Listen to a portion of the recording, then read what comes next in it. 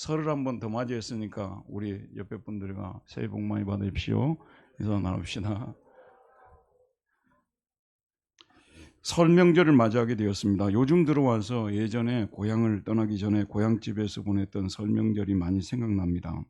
설날이면 마을은 축제 분위기가 되었습니다. 우리 마을은 섬이었으므로 육지에서 우리 마을로 들어오려면 배를 타고 들어왔어야 됐거든요. 지금은 이제 다리가 났습니다만 설날 하루 전날이 되면 육지에서 고향으로 들어오는 기성객들을 많이 볼 수 있었습니다. 섬에 사는 우리는 이 바다바람을 맞잖아요. 그러면 얼굴이 시커멓게 돼요. 이게 바다바람 맞으면. 뭐 섬 사람들 다 그냥 검둥이들이에요. 근데 가끔 이제 1년에 한 차례씩 아니면 두 차례씩 이제 예부에서 그 가족들 중에서 예부에 나갔다가 들어오는 분들이 있으면 선창에 나가서 우리 어린 시절이니까 다 구경하거든요. 그러면 얼굴이 어떻게 이렇게 하얄 수가 있는지. 그리고 또 옷들은 또 얼마나 멋있게 입고 있는지 정말 선물 같은 거 탁 들고 이렇게 들어오는데 솔직히 지금은요 이 다리가 나고 이러다 보니까 자동차 다 있으니까 이 옆에 밑에 집에 와서 사람 누가 왔다 가도 이거 모르는 시대가 됐어요. 우리 어머니 살아 계실 때도 그랬어요. 어쨌든 설날에 되면 아주 행복하게 보냈습니다. 여러분 설날에 대한 추억들이 많을 텐데 뭐가 가장 그 인상 깊은 추억이에요? 예. 저는 아주 솔직하게 털어놓을게요. 떡 먹던 것이 저에게는 가장 기억에 나는 추억입니다. 근데 지금은 떡 종류가 많은데요. 예전에는 여러분 잘 알다시피 찰떡하고 쑥떡하고 시루떡 이 세 개 딱 있었어요. 근데 시루떡은 이제 어머니가 이렇게 쪄가지고 시루에 쪄가지고 나오니까 저희들이 손댈 것이 없습니다만은 찰떡하고 쑥떡은 방앗간에 가서 쌀을 찌어가지고 가져오면 콩고물을 깔아놓고 우리가 그걸 떼서 만들고 그 자리에서 먹는데 사실 그때가 제일 맛있어요. 그 시점이 제일 맛있어요. 그리고 또 언제 맛있는 줄 아세요? 기억나십니까? 하도 오래돼가지고 이제 이게 찰떡이나 쑥떡이 식어요. 좀 밖에 나오면 좀 약간 이게 딱딱해지잖아요. 근데 이걸 이제 가지고 왔고 당신이 연탄이 있었잖아요. 이게 연탄에 이게 올려가지고 구워 먹으면 이게 정말 맛있어요. 아 근데 제가 한동안 이걸 잊고 있었다니까요. 매번 그렇게 살아놓고도 결론이 뭐냐면 떡이 먹고 싶다고 말입니다. 떡 좀 누가 갖다 주세요. 맛있게 한 집에. 그런데 사실 추석에서 우리 설날에서 제일 중요한 일은 떡 먹는 일은 아니겠죠. 제사 드리는 집들도 있지만 우리 같이 예수 믿는 가정에서는 또 제사는 안 드리거든요. 그러니까 설날에서 제일 중요한 일이 떨어졌던 가족들이 다시 만나가지고 대화의 꽃을 피우고 서로 위로하고 위로받고 화목한 그런 시간을 갖는 거 그거 아니겠어요? 저는 그게 설날의 핵심이 되어야 된다고 생각하거든요. 그런데 오늘 말씀에도 보게 되면 제가 이 말씀을 일부러 끄집어내서 한 건 아닌데 이렇게 준비하다 보니까 꼭 명절에 설교해야 될 내용 같다는 생각이 들었습니다. 오늘 본문을 보면 서로 떨어져 살았던 모세 가족이 해우하는 장면이 나옵니다. 모세는 40세가 되었을 때 애굽의 왕자로서 이스라엘을 구출하려 하였지만 이스라엘 사람을 구출하기 위해 애굽 사람을 죽인 일이 탄로나 애굽 왕 바로에게 쫓기는 신세가 되어 미디안 광야로 도망쳤습니다. 거기서 미디안 제사장 이드로의 집에서 양을 치면서 생계를 이어가던 중에 이드로의 딸과 결혼하게 됩니다. 아들 둘을 낳죠. 큰아들 이름이 게르솜이고 둘째 아들 이름이 엘리에셀입니다. 그런데 미디안 광야 생활에 익숙해질 무렵엔 80이 되었을 때 여호와 하나님께서 모세를 부르잖아요. 부르실 뿐만 아니라 특명을 내립니다. 너는 내 형 아론하고 애굽으로 들어가서 고역으로 고생하는 압박받고 있는 내 백성을 건져내라. 하나님이 특별한 명령을 그에게 주십니다. 그래서 그 명령에 순종하기 위해서 아내와 그 다음에 두 아들을 장인에게 맡기고 미디안에 그대로 두고 장인에게 맡기고 애굽으로 들어가서 출애굽 사역을 감당하게 됩니다. 이제 그는 장정만 해도 60만이나 되는 백성들을 이끌고 시내산 인근에 있는 느비림에 도착해 있었습니다. 그나저나 우리 교회 찬양대가 너무 지금 잘하는데 교인 수는 한 500명 돼야 되는데 이 정도 찬양을 하려면 교인 수가 적네요. 예, 다 제 부족함입니다. 어쨌든 60만 명, 이게 어마어마한 숫자잖아요. 60만 명. 예.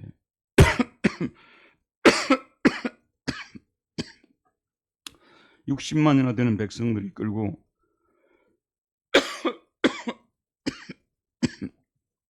시내산 인근에 있는 느비딤에 도착해 있었어요. 이제 조금만 있으면 시내산에 올라가서 40일 금식하면서 아시는 대로 십계명과 율법을 받아야 되잖아요. 그런데 한번 여러분 생각해 보세요. 모세가 떨기나무, 미디안 광야 떨기나무에서 부름을 받아가지고 애굽으로 갔단 말이에요. 출애굽 사역을 감당하고 지금 시내산까지 왔지 않습니까? 정확하게 얼마 동안 걸렸는지 시간을 정확하게 모르겠어요. 그렇지만 상당한 시간이 흘렀다고 저는 생각이 들거든요. 그냥 간 것도 아니고요. 이 목숨을 내놓고 자기가 이 출애굽 사역을 감당했는데 영육간에 얼마나 지쳤겠습니까? 영육간에 얼마나 지쳤겠어요? 말로 할 수 없을 정도로 지쳤다고 생각합니다, 여러분.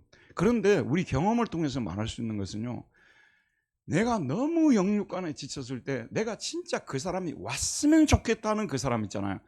그 사람이 와서 나를 위로해주면 내가 피로가 풀리겠다 하는 그 시점에서 내가 가장 바르던 사람이 와서 나를 위로해주면 얼마나 힘을 얻습니까?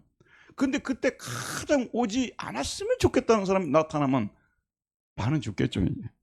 여러분, 근데 오늘 말씀에 보면 정말로 좀 왔으면 좋겠다 하는 자기 장인과 그 다음에 아내와 두 아들이 나타나게 된 것입니다. 그 도착했다는 그 사실만으로도 피로가 풀렸을 상황이라고 볼 수 있습니다. 18장 1절을 보면 모세의 장인이며 미디안 제사장인 이드로가 하나님이 모세에게와 자기 백성 이스라엘에게 하신 일, 여호와께서 이스라엘을 애굽에서 인도해 내신 모든 일을 들으니라. 여러분, 이게 중요합니다. 공교롭게도 이것이 명절에 선포하면 아주 좋은 말씀인 것 같아요. 우리가 명절에 가족들을 만나지 않습니까? 만약에 우리가 떨어져 있는 기간 동안 하나님의 큰 능력을 체험을 했다면, 정말 간증이 너무 많으면 만나자마자 이번 설에는 뭘 준비했습니까? 선물은 뭘 준비했습니까? 이런 얘기 안 하겠죠. 하나님께서 내 삶 속에 한 해 동안 베풀어 주셨던, 떨어져 있는 기간 동안 베풀어 주셨던 그 은혜를 속히 말하리라고 저는 생각이 들거든요. 이게 모세는 갑작스럽게 미디안에서 양을 치고 있다가 하나님의 부름을 받아가지고 애굽으로 들어갔어요. 여러분 보세요. 그런데 자기 인생에서 상상할 수 없는 그런 체험을 하게 된 거예요. 한 번 이 사람은 애굽에서 실패한 그 경험이 있잖아요. 자기가 애굽의 왕자로서 건져내려고 하다가 결국은 미디안으로 도주하게 되는 아주 쓰라린 트라우마가 있잖아요. 그런데 그런 생각을 가지고 또 실패하면 어떨까 하고 갔는데 자기 인생에서 단 한 번도 경험하지 못했던 엄청난 기적과 이적을 체험하고 홍해를 건너가 구름 기둥과 불 기둥으로 인도하고 반석을 치면 물이 나오고 막 어마어마한 일이 일어나 버린 거예요. 우리 그리스도인이, 저는 설교에서 자주 강조합니다만은, 성경 말씀을 믿음과 동시에 자기 생활 속에서 체험이 있어야 돼요. 자기 생활 속에 체험을 하려면 우리가 좀 모험을 거는 신앙생활도 해야 됩니다. 모험을 걸지 않고 그냥 안주하고 편안하게만 하나님의 살아계신 능력을 체험을 못하는 거예요. 모세도 사실 그냥 미디안에서, 생각해 보세요, 여러분. 충분히 먹고 살 수 있었으리라고 저는 생각하거든요. 요즘식으로 말하면 노후도 다 준비가 되어 있고. 그런데 굳이 자기가 애굽으로, 그 하나님이 명령하셔서 내려간 거 아니에요? 내려갔더니 놀라운 그런 기적. 여러분, 저나 여러분이나 끝까지 안주하지 않기 위해서 싸워야 돼요. 안주하지 않기 위해서. 누구나 다 나이 들고 그러면 안주하고 싶어요. 그냥 현실 그대로 그냥 여기서 편안하게 신앙생활 하다가 천국 가고 싶은데요. 그러면 하나님의 능력을 체험을 못하는 겁니다. 그래서 이와 같이 그런 모험을 걸고 나아갔을 때 이런 놀라운 체험을 하게 돼서 그냥 만나자마자 애굽에서 행하셨던 일, 홍해를 건넌 일, 구름 기둥과 불 기둥으로 인도하신 일, 반석을 칠 때 물이 나온 일, 막 이런 일을 간증하고 있습니다. 이걸 다 들었어요. 자, 모세의 두 아들을 소개하고 있는 좀 특이한 장면이 나오고 있는데 3절에 보면 그의 두 아들을 데리고 왔으니, 이 장인이 올 때 두 아들을 데리고 왔어요. 그 하나의 이름은 누구라고요? 게르솜. 또 이 게르솜이란 뜻은 이는 왜 게르솜이라고 이름을 지었냐 그러면 이는 왜냐하면 모세가 이르기를 내가 이방에서 나그네가 되었기 때문이다 라고 되어 있습니다. 게르솜은 모세의 장자로서 그의 이름을 아마도 모세가 직접 지었을 것입니다. 모세가 큰 아들을 낳은 후에 그 아들의 이름을 게르솜이라 지었는데 게르가 뭐냐면 나그네란 뜻이에요. 게르, 나그네. 임시체류자 그런 뜻이에요. 셈은 이게 솜은 셈에서 이름이라는 셈에서 파생한 명사로서 내 이름은 나그네 그런 뜻입니다. 게르솜은 내 이름은 나그네입니다. 내 이름은 나그네입니다. 모세가 자기 아들 이름을 내 이름은 나그네입니다라고 붙여주었어요. 의역을 하게 되면 내가 낯선 땅에서 나그네가 되었습니다. I have become a foreigner in a foreign land입니다. 낯선 땅에서 foreigner, 외국인, 나그네가 되었기 때문입니다. 이렇게 되어 있습니다. 둘째 아들 이름을 뭐라고 지었습니까? 4절에 보면 엘리에셀이라고 했습니다. 하나의 이름은 엘리에셀이라. 이는 내 아버지 하나님이 나를 도우사 바로의 칼에서 구원하셨다 함이더라. 엘리에셀, 엘리가 무슨 뜻입니까? 엘리, 나마 사박다니. 엘리가 하나님이란 뜻이죠. 에제르가 이것이 에젤인데 우리말로 번역할 때 에셀로 번역했어요. 근데 에젤로 번역해도 저는 문제가 없을 텐데 왜 에셀로 번역했는지 이유를 모르겠어요. 근데 엘리에젤이에요. 하나님이 나의 도움이시다. 하나님이 나의 도움이시다. 그런 뜻입니다. 에젤은 도움이란 뜻이에요. 에벤 에셀도 여기 에벤 에젤이거든요. 도움의 돌이란 뜻이에요. 그러니까 하나님이 나의 도움이시다. 의역하면 내 아버지 하나님이 나를 도우사 바로의 칼에서 구원하셨기 때문이다 라고 되어 있습니다. 모세의 두 아들의 이름을 생각해 봅시다. 첫째는 내 이름은 나그네입니다 라는 뜻이고, 둘째는 하나님은 나의 도움이시다 라는 뜻입니다. 여러분, 모세가 두 아들의 이름을 지을 때 자기 자신이 살아온 인생을 자녀들에게 알려주고 싶어서 그런 의도로 지었을 수 있다고 생각합니다.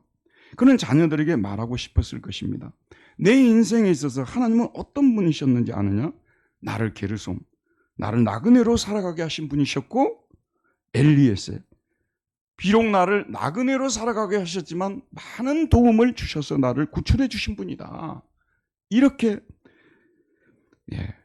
자기가 만난 하나님이 누구신지를 이름을 통해서 알려주시고자 했다는 거예요. 그나저나 주목해 보세요. 우리 예수 믿는 사람들은요, 정신을 집중해야 돼요. 언제 어디서나 항상, 이번에 이제 명절을 맞이했지 않습니까? 첫마디가 가서 만나자마자 정치 이야기 해버리면요, 끝도 갔다 없습니다. 만나자마자 오늘 말씀처럼 하나님에 대해서, 그래도 교회에 대해서 잠깐이라도 얘기하고 그 다음으로 가야 됩니다. 이것이 적은 차이인 것 같지만 큰 차이입니다. 여러분, 영적으로 산다는 것은요, 의도적으로 노력을 해야 돼요. 그냥 가만히 있으면 자동적으로 영적으로 사라지고, 그거 절대 아닌 건 거짓말이에요.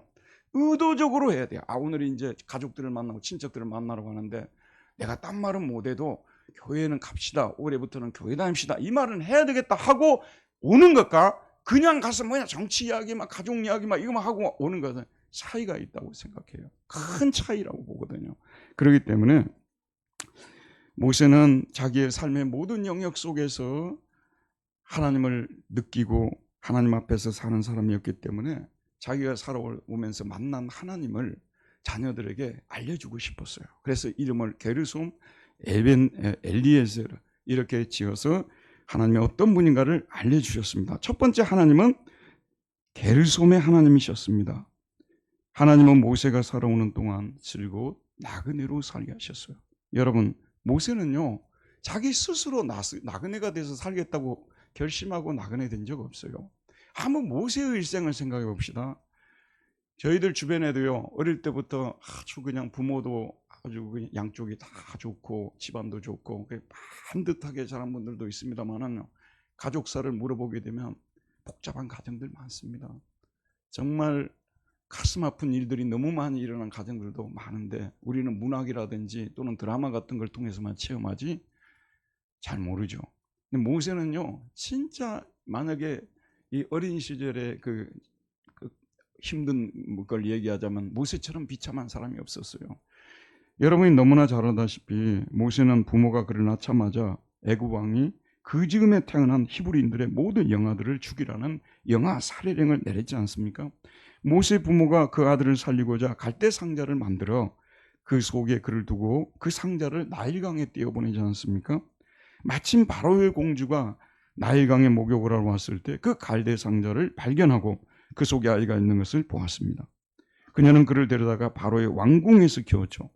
유모를 구했는데 모세의 어머니가 유모로 갔지만은 신분이 뭐냐면 바로의 공주의 아들로 애굽에서 컸습니다. 낯선 나라에서 컸던 것입니다. 낯선 나라에서.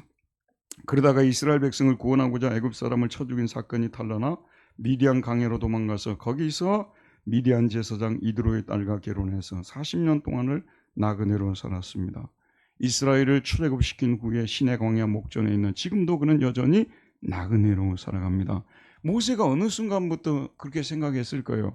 나는 나그네다. 내가 나그네 된 것은 하나님께서 나를 나그네로 살아가도록 했기 때문이다. 내가 원해서 나그네가 된 게 아니라 하나님께서 나를 나그네로 살아가게 했기 때문이라고 생각을 했을 것입니다. 일생 동안 이런 생각을 하고 그는 살았을 것입니다. 세월이 지나면서 나의 이 땅 위에서 신분증은 나그네다. 정체성, 나그네라고 자각했을 것입니다. 그러면서 내가 갈 나라는 하늘나라고 나의 본향은 하늘나라고 이 땅 위에서 나는 나그네로 살아야 되는 사람이다. 이런 생각을 하고 살았을 거예요. 여러분, 우리가요 예수님을 정말 진실하게 믿고 진짜 우리가 흠없이 점없이 하나님 앞에 살면요 이 세상에 적응이 잘 안 되게 되어 있습니다. 나는 예수 믿는데 이 세상에 적응이 너무 잘 되고 도대체 무슨 갈등이 있는지 모르겠다. 그런 분들은 갈등 좀 하시기를 바랍니다. 우리가 정말 주님 뜻대로 바로 살려고 하면요 갈등이 생길 수밖에 없고 그들의 생각과 우리의 생각이 낯설 수밖에 없는 거예요. 맨날 만나면 땅 산 이야기, 아파트 오른 이야기, 매번 그런 얘기만 하고 뭐 정치 이야기만 매번 하고 그러는데 그럼 거기서 그리스도인이라는 것을 도대체 어떻게, 다 중요하지 않은 영역은 없습니다만은 적어도 우리가 그리스도인으로 살아가면요 안 믿는 사람들하고 뭔가 좀 이렇게 같이 있고 싶지 않다는 생각을, 저는 우리 전에 동창회 같은 것도 나가지 않았는데 갑자기 그 중학교 동창들이 한번 나오라 해가지고 여기 송파에서 한두 번 갔어요. 갔는데 그 한 분이 마이크를 잡으시면 그분이 이 방송 안 들어야 되는데 하기가 절대 안 들을 거예요. 근데 나를 무시하니까 안 듣겠죠. 근데 말만 하면 4분의 3을 자기 혼자 이야기해요. 그래서 우리 친구들을 만나면요 n분의 1씩 이야기하자고 그래요. 나이가 들면 저도 그래요. 저도. 그런데 이게 계속 나오는 거예요. 근데 그런 얘기를 듣고 있으면 짜증이 나요. 그래서 막 최근에 안 가버렸어요. 오라고 해도 안 가버렸어요. 우리 예수 믿는 사람들이 심지어는 예수 믿는 사람을 만나도 그렇다면 참 너무 가슴 아픈 일 아니겠어요? 좀 낯설미 느껴야 돼요. 낯설미, 얼라이언. 낯설미 좀 있어야 되는데 스트레인지하다. 여기는 분위기가 나오고 좀 스트레인지하다. 좀 낯설다. 좀 이런 분위기가 있어야 되는데 하나도 낯섦이 없다 그 말이에요. 그러면 내가 거듭난 사람인가 좀 생각해 봐야 되지 않겠어요, 여러분? 자, 그래서 이 자기 자신이 낯선 사람이라는 것을 생각하면서 하나님이 자기를 나그네로 살게 하셨다 이런 생각을 했어요. 근데 자기 조상들을 한번 생각해 봤어요. 아브라함, 이삭, 야곱 족장들이죠. 이 사람들을 이렇게 생각해 보니까 이 사람들 입에서도 자기 자신들의 신분을 뭐라고 고백했는지 알고 계시죠?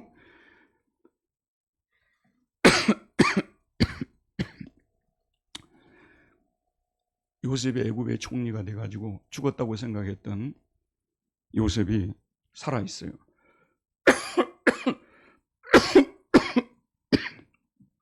그래서 애굽으로 초청을 하지 않습니까? 바로 앞에 섰습니다. 바로 앞에 섰는데 바로가 당신 나이가 얼마입니까? 물어봤죠. 그때 야곱이 대답합니다. 야곱이 바로에게 이르되 내 나그네 길의 세월이 130년입니다. 내 나이가 얼마 못 되니 우리 조상의 나그네 길의 연조에 미치지 못하나 험악한 세월을 보냈습니다. 내 나그네 길의 세월이라는 표현을 쓰고 있어요.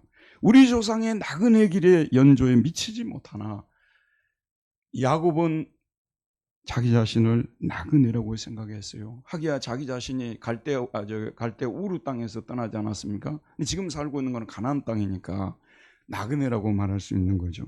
자기는 나그네 길을 살았다고 했어요. 자기 조상들도 다 나그네, 아브라함, 이삭도 나그네로 살았고 이렇게 나그네로 살았는데 험악한 세월을 살았다고 합니다. 나그네가 편안한 삶을 살겠습니까? 지금 가끔 TV를 통해서요 다문화 가족들 소개하는 걸 보지 않습니까? 우리는 다문화 가족들 중에 좋은 점만 주로 보는 거예요. 한국에 와가지고 뭐 월급도 많이 받고 학교도 뭐 애들 다 보내고 뭐 좋은 것만 생각하는데요, 그들한테 가서 인권의 문제를 가지고 한번 이야기해봐요. 여러분, 그들이 한국 땅에 와서 당하고 있는 고통들을 한번 얘기해봐요. 나그네로 살아간다는 것은 참으로 어려운 일입니다. 그래서 오늘 험악한 세월을 살았다는 말이 맞습니다. 나그네로 살았기 때문에요. 히브리서 저자는 특별히 우리 그리스도인들이 나그네로 살아야 된다는 것이 나그네 삶이라는 것을 강조하여 말합니다. 이 사람들은 다 믿음을 따라 죽었으며 약속을 받지 못하였으되 그것들을 멀리서 보고 환영하며 또 땅에서는 애국인과 나그네임을 증언하였으니 그들이 이같이 말하는 것은 자기들이 본향 찾는 자임을 나타냅니다. 하나님의 계획하시고 지으실 터가 있는 성을 바랐다, 이런 말씀들이 나오고 있거든요. 그러니까 이 사람들은, 제가 설교 중에 여러 번 말씀드렸습니다마는 할 수 없이 나그네로 사는 분들이 있어요. 재산도 없고 뭐 능력도 없고 해서 할 수 없이 나그네로 사는 분들이 있어요. 근데 아브라함은 여러분이 잘 아는 대로 자기 집에서 거느리는 종들만 해서 300명이라고 했지 않습니까? 여러분, 아브라함 거부였다고 말하고 있어요. 심지어는 이삭도 거부였다고 말하고 있습니다. 그들이 일부러 집을 짓지 않고 텐트에 살았어요. 일부러 집을 살 돈이 있는데도 일부러 사지 않고 텐트에 사는데 그 이유가 자기들의 본향은 하늘나라고 하나님이 자기들을, 나그네 된 자기들을 위해서 성을 준비해 놓고 있다는 이 사실을 믿었기 때문에 이 사람들은 자기 자신들을, 땅에서는 사람들을 만나면 우리는 애국인이고 나그네입니다 라고 증언하면서 살았다는 말씀입니다. 사도 베드로도 우리 그리스도인을 나그네라고 말합니다. 베드로전서 1장 12절에 보면 사랑하는 자들아 거류민과 나그네 같은 너희를 권하노니 영혼을 거스려 싸우는 육체의 정욕을 제하라. 거류민과 나그네 같은 너희를 권한다고 말씀하고 있습니다. 하나님께서 나그네로 그냥 살게 하신 거예요. 나그네 인생으로 살게 하셨어요. 그래서 아들을 이름을 게르솜이라 붙여가지고 너도 나그네로 살아야 된다. 우리 할아버지 할머니도 그렇게 살았고 나도 그렇게 살고 있으니 너도 이 세상에서 돈 좀 있다고 해서 영원히 살 것처럼 생각하지 말고, 말씀이 나왔으니까 제가 잠깐 말씀을 드리는데요, 100세 시대가 나왔다는데 그 말 너무 심하게 믿지 마세요. 여러분, 정말 우리 외갓집은 아주 어려운 집이었습니다. 근데 우리 외삼촌이 한 분이 계시는데 그 외삼촌이 참 어릴 때 저를 데리고 산에 나무하러 다니고 너무 저에게 친근해주고 고맙고 성품도 좋으신 분이셨는데요, 71세인가 2세에 소천하셨어요. 그리고 또 우리 이모부가 계시는데, 우리 이모가 둘인데 이모부가 계시는데 둘째 이모부가 정말 저한테 너무너무 잘해주시고 자상하신 분이세요. 갑자기 이 폐가 좀 안 좋다고 해가지고 실려가가지고 지난번에 장례 치르고 올라왔어요. 78세, 한 분은 72세, 한 분은 78세. 여러분, 100세 시대라는 말 그대로 믿지 마세요. 인생이 유한하다는 사실을 생각하고 우리는 나그네로 잠시 여기 있다가 가야 되는 걸 1000번, 10,000번을 강조해도 지나치지 않아요. 여러분, 1000번, 10,000번을 강조해도 지나치지 않아. 이게 우리의 정체성이 돼야 되는 거. 나그네 얘기를 해야 되는 거예요. 영원히 이 땅 위에서 뿌리박고 살아야 될 것처럼 이 세상을 하나님 나라처럼 만들어내, 그걸 자유주의라고 해요. 리버럴리즘이라고 합니다. 바로 그때 1922년도에 칼바르트라는 유명한 신학자가 나와서 테올로기아 비아토름을 부르짖었습니다. 나그네의 신학을 부르짖었어요. 자유주의는 뭐냐면 이 땅을 하늘나라로 만들 수 있다고 믿는 사람들이에요. 이 땅을 하늘나라로 만들겠다고 믿는 사람들은, 그러니까 죽었다 깨어나도 그런 나라가 안 돼요. 여러분, 2025년에 계엄이 선포될 것을 잘 됐든지 못 됐든지 누가 알았겠어요. 여러분, 이 세상이 한 나라가 된다고 여러분 믿지 마세요. 이 세상은 우리 그리스도인이 살아가기에는 항상 험악한 이 세상입니다. 우리는 하늘의 소망을 두고 이 땅 위에서 나그네란 사실을 생각하며 살아야 된다는 말씀입니다. 두 번째, 하나님은 그에게 엘리에셀의 하나님이셨습니다. 모세에게 하나님은 어떤 분이셨다고요? 에젤은 도움입니다. 엘리는 하나님이십니다. 도움을 주시는 하나님. 하나님은 모세를 영아 때부터 나그네로 살게 하셨습니다. 근데 아까도 제가 말씀드렸다시피요, 나그네로 살면 고달파요. 여기 도시에 사는 분들은요, 시골 문화를 잘 이해하지 못해요. 이문열의 일그러진 영혼 그런 거요, 데려다 놓고 애들 동거두고 막 패고 그런 거 우리 학급에 그대로 있었어요. 엊그제 그 친구 만났어요. 이를 갈고 참으면서 만났어요. 가끔 끌려가서 집단 폭행도 당했어요. 그 시골에는 그런 것이 비일비재해요. 근데 예부인들이 거기에 들어오잖아요. 예부인들이 누가 들어오잖아요. 근데 이제 연세 드신 분들이나 또 아주머니들은 뭐 팔로 오신 분들은 해치지 않죠. 근데 젊은 애들이 딱 들어오면요, 절대 그냥 돌려보내지 않습니다. 해코지를 해가지고 돌려보내는 거예요. 괴롭히고요, 막. 그런데 거기서 빠져나올 수 있는 유일한 길이 있어요. 친척이 누가 살면 돼요. 거기에 친척이 있으면 되는 거야. 그 마을에 친척이 있으면 아무도 해치지 못합니다. 여러분, 우리가 이 세상을 살아갈 때 예수 믿는 자답게 살아가면요, 모두가 박수 쳐줄 것 같아요? 모두가 응원해 줄 것 같아요? 절대 그렇지 않습니다. 우리를 괴롭히고요, 비방하고요, 깎아내리는 사람들 반드시 주변에서 나타납니다. 어려운 시간이 많죠. 그런데 그럴 때마다 하나님께서는 에베네세 도와주시는 하나님이세요. 건져주시는 하나님이십니다. 저도 어쩌다 보니까 유학을 가가지고 공부를 하는데 하도 학업이 안 끝나고 하니까 막 비자청에서는 이번에는 얘를 보내버려야 되겠다고 해가지고 막 온갖 그냥 협박과 그냥 막 이렇게 이런 걸로 막 보내려고 하면, 진짜 이번에는 이제 보따리 싸고 나가야 되겠다 하면 하나님께서 또 그 사람 마음을 감동시켜서 다음에 가면 또 주게 만들고, 하나님이 도와주시는, 여기 앉아 계시면, 자, 저를 보세요. 우리는 예수 똑바로 믿어야 돼요. 하나님은 절대 처음 우리를 창조할 때부터 의존적인 존재로 만드셨어요. 하나님은 우리 보고 도움을 받으라고 하는 거예요. 저는요, 제가 알아서 살게요. 하나님 도와줄 필요가 없고요. 그냥 보험처럼 계세요. 제가 너무 큰 어려움을 한번 딱 도와주고 또 철수하세요. 제가 그냥 알아서 살게요. 그 사람 예수 안 믿는 사람, 잘못 믿는 사람이요. 하나님은 저와 여러분이 정말 어려울 때마다 엎드려 기도하고 도움을 받기를 바라는 거예요. 도움을 받고 또 도와준다는 믿음이 있기 때문에, 어제 저녁에도 같이 예배를 드리면서 우리 교회에 이제 건강이 좀 약하신 분들이 계시거든요. 근데 아침에 일어나 보셔야 돼요. 그래야 오늘 교회 갈 수 있는지 없는지를 알 수가 있거든요. 그냥 건강하셔가지고 오늘 교회를 오게 해달라고 기도하는 거예요. 도움을 안 주는 하나님께 왜 그런 기도를 드립니까? 근데 오늘 우리 권사님을 제가 제일 먼저 부딪혔어요. 건강하게 오셨더라고요. 그런 도움을 주시는 하나님을 믿어야 되는 거예요. 가정에서뿐만 아니고 직장에서도 마찬가지입니다. 직장 생활하게 되면 뭐 모든 사람이 박수 쳐주고 뭐 너는 유능하고 뭐 그럽니까? 이러면 깎아내려고 막 이렇게 그 자리 없애려는 사람도 있고 그래요. 하나님께 우리는 도움을 구해야 됩니다. 근데 하나님께서 나그네의 삶을 허락하신가 동시에 우리 나그네의 삶을 도와주시는 분이시라는 것이 우리 기독교인이 붙잡아야 돼요. 이 두 가지 양면을, 게르솜과 엘리에셀 양쪽을 강하게 붙잡고 가야 돼요. 나그네라는 사실만 강조하고 자기는 절대 도움을 구하지 않아요. 안 돼요. 또 도움만 구하면서 나그네라는 것을 인정하지 않죠. 안 되는 겁니다.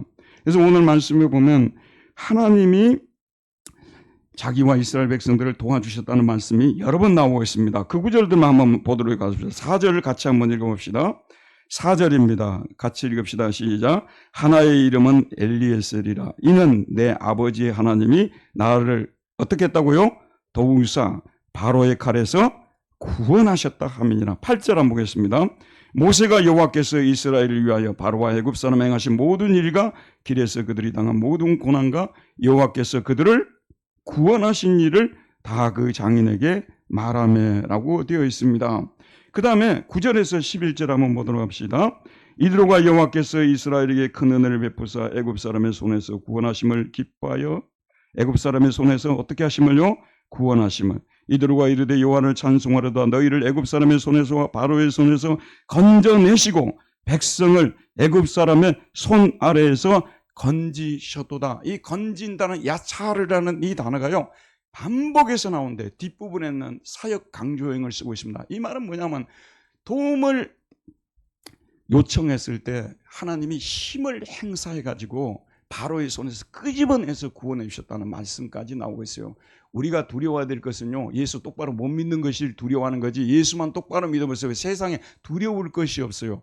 우리가 살아가다 보면 자기를 찬성하는 사람도 있고 반대하는 사람도 있고 밀어주려는 사람도 있고 끌어내려는 사람들이 항상 있지 않겠어요? 그리스도인이라고 해서 좋은 일만 일어나는 것이 아닙니다. 잊지 마세요. 그런데 우리가 하나님께 도움을 요청하면 하나님께서 힘을 행사해서 도와주시는 겁니다. 힘을 행사해서 도와주시는, 외국생활 16년 동안 하게 되면요, 별의별 일이 다 일어납니다. 하나님이 힘을 행사해서 도와주셨기 때문에 여기까지 오게 된 것입니다. 우리 아랫집 아주머니가 혼자 사시는데 굉장히 예민하셔가지고 우리 위해서 예배도 드리고 그래가지고 너무 미안하기도 해서 난 찬송도 안 부르고 벨도 이렇게 누르고 이렇게 우리가 예배를 드리고 그랬는데, 그 아주머니가 우리를 볼 때 사람 취급도 안 했어요. 계속 기도했어요. 그랬더니 나중에는 인상을 펴시고 올 때쯤 돼서는 우리를 친절하게 대하시고, 그게 그런 기적 아니겠습니까? 그런 게 기적입니다, 여러분. 우리의 삶에서 우리가 만나는 여러 가지 어려움 속에서 하나님께서는 우리를 도와주시는 분이시라는 겁니다. 결론을 맺겠습니다. 우리 그리스도인의 신분에 대해서 아이덴티티, 정체성이 뭡니까? 우리는 이 땅에서 하나님이 나그네로 살아가라고 한 거야. 아이, 나그네로 안 살겠다고. 왜 나그네로 살았? 영주권, 시민권을 죽어라고 여러분 얻으려고 미국의 지금 현실을 들어보셨습니까? 트럼프가 취임하면서요, 천만이 넘죠. 우리 한국인도 한 10일만 된다 그러더라고요. 강제로 추방하는데 줄로 묶어가지고 뭐 수갑을 채웠던가 비행기 태우는 장면도 보여주고 그러는데, 그 왜 그냐 그러면요, 죽자 살자 미국 시민권만 따면은 유토피아가 도래하는 것처럼 죽자 살자 사람들이 시민권에 매달리는 거예요. 죽자 살자 매달리는 거예요. 죽자 살자. 그런데 우리는 그 시민권 따봤자요, 우리에게 모든 유토피아가 이루어지냐? 전혀 그렇지 않습니다. 우리가 가야 할 본향은 어디라고요? 하늘나라입니다. 하나님이 우리를 위해서 성을 준비해 놓고 계시고 그곳에서 우리가 부활하여 영원히 하나님과 함께 사는 것이고, 이 땅에서 우리가 살 때는 어떻게 살아야 된다고요? 나그네로 사는 것입니다. 나그네의 인생 속에서 슬플 때가 많지만 하나님을 강하게 의지하십시오. 여러분, 두려운 일이 생기지 않습니까? 내가 두려울 때는 더 강하게 하나님을 의지하는 거예요. 여러분, 내가 너무 답답하고 괴로울 때는 소리내서 하나님께 기도할 줄도 알고요. 제가 유럽에 있으면서 가장 안타깝고 고통스러웠던 것이 뭔지 아십니까, 여러분? 교회에 예배를 드리는데 그냥 송장들이 앉아서 예배 드리는 거야. 다 겉으로는 경건하고 이렇게 하는데 하나님 앞에 어떻게 그렇게 설 수 있어요? 여러분, 십자가를 지고 주님을 쫓는데 어떻게 힘들고 괴롭지 않습니까? 그거 신기한 거죠. 그러면 속에서 탄식의 기도가 나와. 그래서 시편을 읽어보세요. 시편을 조용히 읽을 수 있습니까? 탄식의 기도가 얼마나 많습니까? 탄식이 나오는 거예요. 막 도와달라는 탄식이 나오는 겁니다. 그런데 하나님께서는 우리가 부르짖을 때 다 우리의 기도를 들어주시고요. 또 심지어는 우리 믿음이 연약한 분들은 아직 못 부르짖고 계시잖아요. 근데 마음의 소리까지도 하나님 다 들으세요. 하나님은 우리를 도와주시는 분이십니다. 도움을 나는 안 받고 하나님을 믿겠다, 죄송합니다만 그렇잖아, 아닙니다. 도움을 받아본 적도 없다, 그건 생각을 달리 해야 됩니다. 하나님은 날마다 우리가 연약한 존재임을 아시고 도와주시기를 원하십니다. 기꺼이 도와주시기를 원하십니다. 이 세상에 내 주변에 있는 사람 중에요, 기꺼이 나를 도와주시겠다고 배르고 있는 사람이 몇 명이나 있을까요? 근데 하나님은 언제나 나그네 인생이 힘들다는 것을 알고 우리를 도와주시려고 배르고 계신 분이시라는 사실을 생각하고, 이 땅에 살면서 참 마지막으로 말씀드려요, 이 세상에 너무 집착하지 맙시다, 여러분. 재물에 대해서도 너무 심하게 집착하는 것은 하나님께서 좋아하지 않습니다.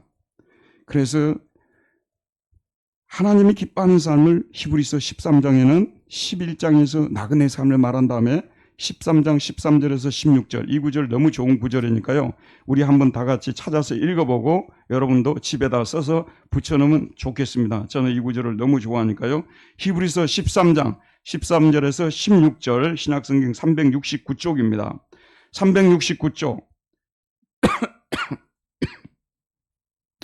14절에서 16절까지 한번 읽어봅시다. 히브리서 13장 14절에서 16절,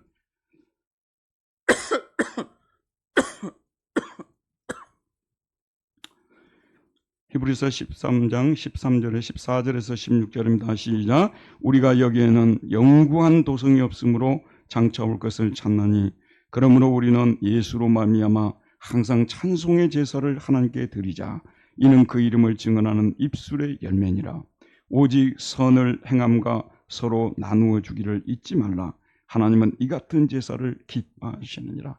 나그네가 너무 물질을 막 집착하고요, 너무 집에 집착하고요, 재산에 집착하면 나그네겠습니까? 떠날 인생이라고 생각하고 나누어 줄 것이 있으면 아낌없이 나누어 주고, 나는 소박한 삶을 살고 내 주위에 어려운 분들이 있으면 아낌없이 나누어 주겠다. 이게 크리스찬이에요. 이렇게 사는 사람들이 크리스찬. 나그네라는 사실을 생각하는 사람만이 이렇게 살아갈 수가 있습니다. 저와 여러분 모두 이렇게 살아가시기를 주의 이름으로 축원드립니다. 은혜로우신 하나님, 오늘도 생명의 말씀을 보내주셔서 우리 땅의 삶이 게르솜의 삶이요 에베네셀의 삶임을, 우리 하나님 또 엘리에셀의 삶임을 오늘도 깨우쳐 주셨사오니 우리 신분을 망각하지 말게 해주시고 우리의 영원한 본향은 하나님이 우리를 위해서 준비하여 놓고 계신다는 그런 믿음을 가지고서 나그네로 살게 하신 하나님의 깊은 뜻을 깨닫는 저희들이 되게 해주시고, 나그네의 삶을 살아갈 때 소박하게 살게 해주시고, 믿지 않는 사람들에게 손가락질 당하지 않게 살게 해주시기를 기도합니다. 우리가 살아갈 때 힘들고 어려울 때마다 하나님은 우리의 돕는 자가 되어 주셨사오니, 에베네셀의 하나님, 엘리에셀의 하나님이 되어 주셨사오니, 여호와 하나님 아버지, 우리는 날마다 주님 앞에 나아가서 우리의 도움을 구하고 하나님의 능력을 체험하고 살아가는 우리 모두 되게 하여 주옵소서. 예수님 이름으로 기도하였습니다. 아멘.